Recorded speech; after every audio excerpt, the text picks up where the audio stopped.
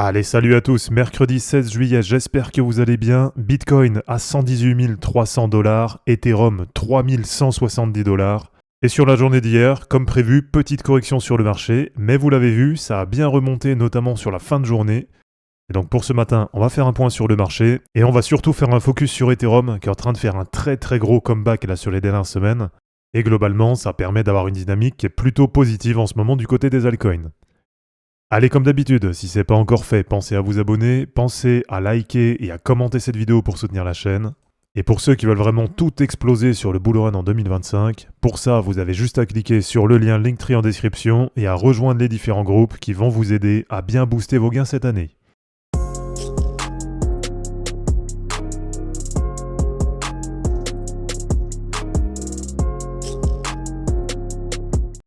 Alors, Bitcoin 118 260 $ ce matin, et sur la journée d'hier, petite correction, mais on le voit, ça a été assez vite ravalé.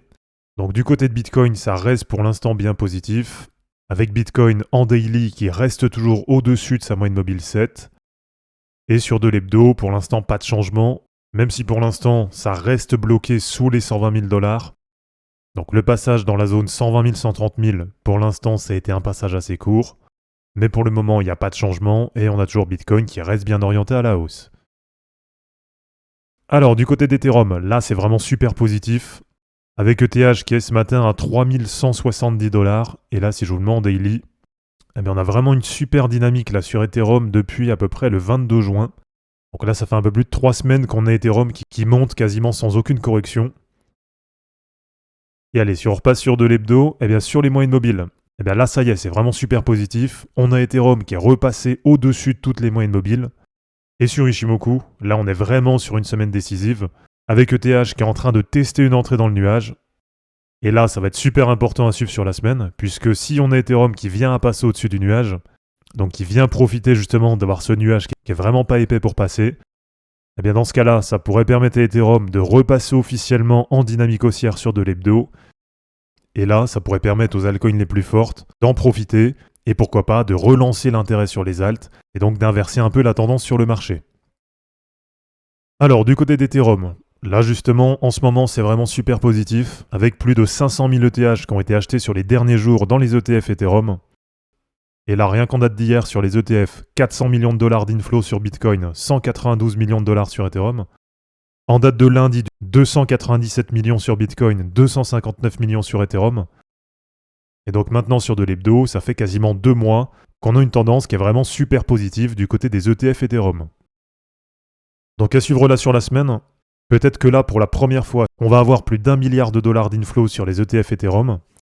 Et là pour l'instant, juste sur lundi-mardi, c'est plutôt bien parti, avec déjà en cumulé 450 millions de dollars d'inflow. Allez, du côté de l'indice de la alt season, là c'est pareil, ça continue à être positif, ça continue à aller dans le bon sens, avec maintenant 34 cryptos du top 100 qui arrivent à surperformer Bitcoin sur les 90 derniers jours. Et là surtout sur les 90 derniers jours, on a Ethereum qui surperforme complètement Bitcoin, avec quasiment plus 97% sur Ethereum, et Bitcoin qui fait à peu près plus 39%.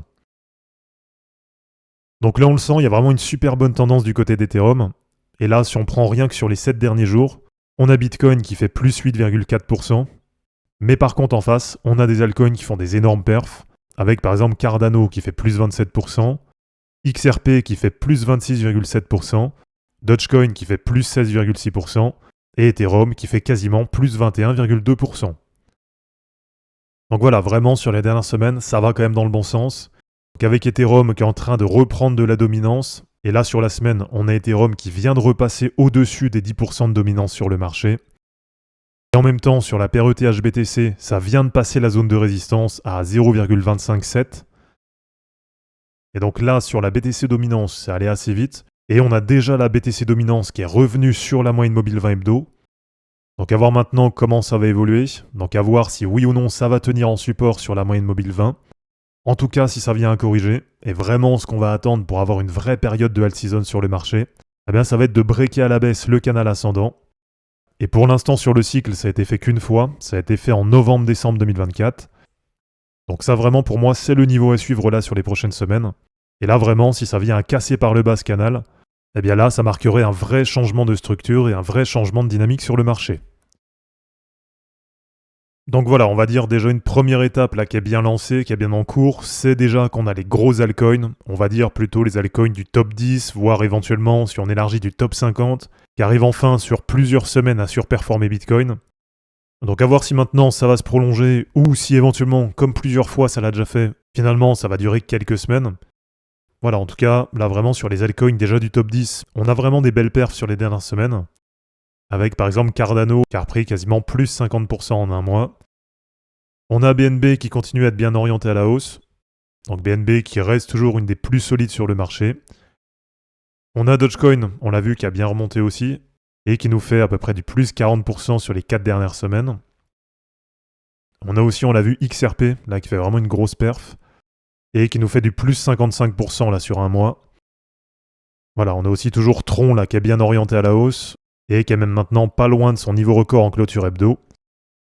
Donc là vraiment sur les ailes du top 10, et voire même on va dire du top 10 élargi, donc si on prend par exemple SUI qui fait partie du top 15, voilà, là c'est pareil, énorme perf sur les dernières semaines, plus 70, plus 75% quasiment.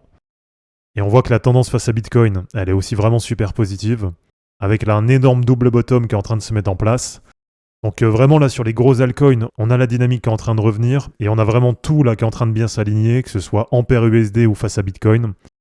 Donc là maintenant, on va dire la dernière chose qui manque, c'est que ça se déverse un peu sur les autres altcoins, donc que ça parte sur les alts entre le top 50 et le top 100, et puis éventuellement après que ça parte enfin sur les low cap. Et donc on est enfin la fameuse rotation de capitaux sur le cycle, avec déjà Bitcoin qui pump, ensuite Ethereum, ensuite les grosses altcoins, et puis après les mid cap, les low cap, les meme coins, etc., etc. Donc voilà les amis, c'est terminé pour cette vidéo, j'espère en tout cas que ça vous aura plu. Comme d'habitude, pensez à vous abonner, à liker et à commenter cette vidéo pour soutenir la chaîne. De mon côté, je vous mets tout ça en ligne et je vous dis à bientôt. Ciao!